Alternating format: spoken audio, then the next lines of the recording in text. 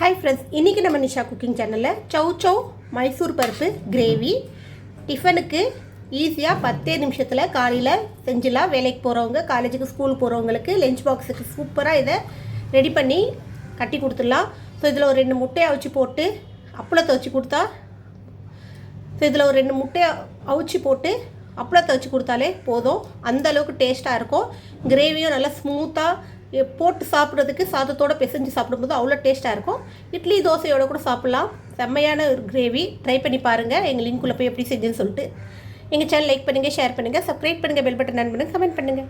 இதில் செஞ்சிடலாம். வேலைக்கு போகிறவங்க, காலேஜுக்கு ஸ்கூல் போகிறவங்களுக்கு லஞ்ச் பாக்ஸுக்கு சூப்பராக இதை ரெடி பண்ணி கட்டி கொடுத்துடலாம். ஸோ இதில் ஒரு 2 முட்டையை அவிச்சு போட்டு அப்பளத்தை வச்சு கொடுத்தாலே போதும். அந்தளவுக்கு டேஸ்ட்டாக இருக்கும். கிரேவியும் நல்லா ஸ்மூத்தாக போட்டு சாப்பிட்றதுக்கு சாதத்தோடு பிசைஞ்சு சாப்பிடும்போது அவ்வளோ டேஸ்ட்டாக இருக்கும். இட்லி தோசையோடு கூட சாப்பிட்லாம். செம்மையான ஒரு கிரேவி. ட்ரை பண்ணி பாருங்கள். எங்கள் லிங்க்குள்ளே போய் எப்படி செஞ்சுன்னு சொல்லிட்டு எங்கள் சேனல் லைக் பண்ணுங்கள், ஷேர் பண்ணுங்கள், சப்ஸ்கிரைப் பண்ணுங்கள், பெல் பட்டன் ஆன் பண்ணுங்கள், கமெண்ட் பண்ணுங்கள். சௌவும் மைசூர் பருப்பும் வச்சு இன்றைக்கி ஒரு சூப்பரான ஒரு ரெசிபி பண்ண போகிறோம். இந்த சௌவை இந்த மாதிரி கட் பண்ணிக்கிங்க. இது வந்து நல்ல நீர்க்காய். அதே சமயத்தில் இந்த மாதிரி சீசனில் தான் வரும். இந்த பனி சீசனில், மழை சீசனில் தான் இந்த காய் வரும். ஆனால் உடம்புக்கு ரொம்ப நல்லது.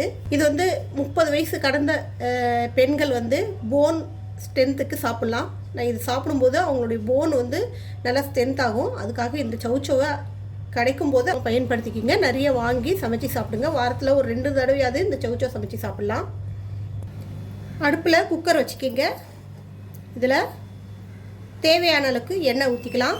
ஒரு 3 டேபிள் ஸ்பூன் அளவுக்கு எண்ணெய் ஊற்றிக்கிறேன். எண்ணெய் நல்லா காஞ்சதும் 1/2 ஸ்பூன் சீரகம் போட்டுக்கலாம். ஒரு 1/2 ஸ்பூன் கடுகு உளுத்தம்பருப்பு. கடுகு பொரிஞ்சதும் கருவேப்பிலை போட்டுக்கோங்க. இதோட ஒரு மீடியம் சைஸ்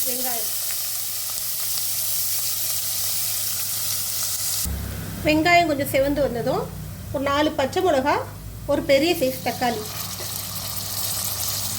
தக்காளி பச்சை மிளகாய் இந்த அளவுக்கு வதங்கினதும் இதில் நம்ம இந்த மசாலாலாம் போட்டுடலாம்.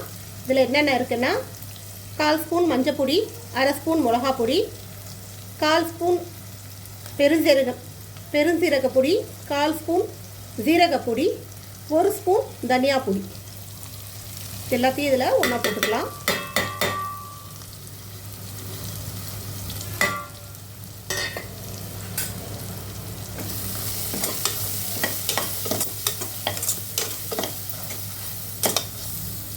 இப்போ இதில் மைசூர் பருப்பு போட்டுக்கலாம்.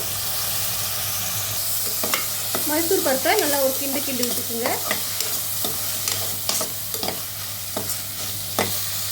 இப்போ இதில் இந்த சௌ சேர்த்துக்கலாம்.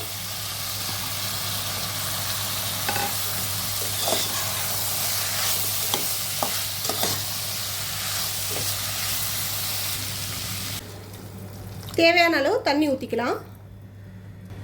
இப்போ இதை மூடி போட்டு ஒரு 3லேருந்து 4 விசில் வர வரைக்கும் வேக வச்சுக்கலாம். 3 விசிலையும் நல்லா வெந்துடும். மைசூர் பருப்பும் சீக்கிரம் வேகக்கூடியது தான். சௌவும் சீக்கிரம் வெந்துடும். அவ்வளோதான், நம்ம காய் வெந்துருச்சு. குக்கரை ஓப்பன் பண்ணி எடுத்துடலாம்.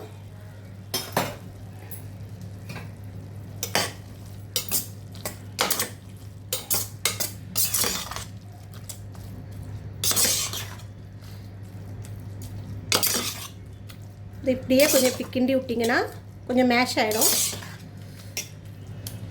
சும்மா லைட்டாக, ரொம்ப அழுத்தம் கொடுக்காதீங்க. ஏன்னா காயெல்லாம் மேஷ் ஆகிடக்கூடாது.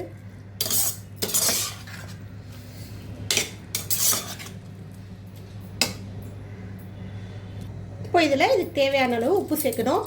நான் ஆரம்பத்துலேயே உப்பு சேர்க்கலை. ஏன்னா பருப்பு வேகணும். நம்ம உப்பு சேர்த்துட்டோன்னா பருப்பு வேகாது. இப்போ லாஸ்ட்டாக நம்ம இறக்கும்போது ஒரு கொதி விட்டு உப்பு சேர்த்துட்டு ஒரு கொதி விட்டு இறக்கிக்கலாம். அவ்வளோதான். ஸோ சூப்பரான இந்த கிரேவி வந்து உங்களுக்கு லஞ்ச் பாக்ஸுக்கு கட்டி கொடுக்க காலைல டக்குன்னு வேலை முடிஞ்சிடும். 10 நிமிஷத்தில் தாளித்து விட்டோன்னா குக்கரில் வெந்துடும். ஸ்கூலுக்கு, காலேஜுக்கு, வேலைக்கு போகிறவங்களுக்கு லஞ்சுக்கு சூப்பரான ஒரு கிரேவி ரெடி ஆகிடும். அதே போல் இதில் ஒரு 2 முட்டையை நீங்கள் அவிச்சு போட்டு லஞ்ச் பாக்ஸில் கட்டி கொடுத்து அனுப்பிச்சிடலாம். அந்தளவுக்கு டேஸ்ட்டாகவும் இருக்கும். அதே சமயத்தில் நல்ல ஹெல்த்தியானது கூட. இந்த காயெல்லாம் குழந்தைங்களுக்கு, இப்போ உள்ள குழந்தைங்களுக்கு இந்த காயெல்லாம் என்னன்னே தெரியாது. நம்ம இது சமைச்சு கொடுக்கணும். எல்லோரும் சாப்பிட்லாம். எந்த வயதினர் வேணாலும் சாப்பிட்லாம். ரொம்ப உடம்புக்கு நல்லது. நீர் சத்து அதிகமாக உள்ள காய். வாங்கி அடிக்கடி செய்யுங்க. அவ்வளோதான், நம்ம கிரேவி ரெடி ஆகிடுச்சு. இதே போல் இன்னொரு ரெசிபியோடு உங்களை சந்திக்க வரை உங்களிடம் விடைபெறுவது உங்கள் நிஷா. எங்கள் சேனல் லாஸ்ட் வரைக்கும் பார்த்தவங்க அனைவருக்கும் மிக்க நன்றி. பாய்.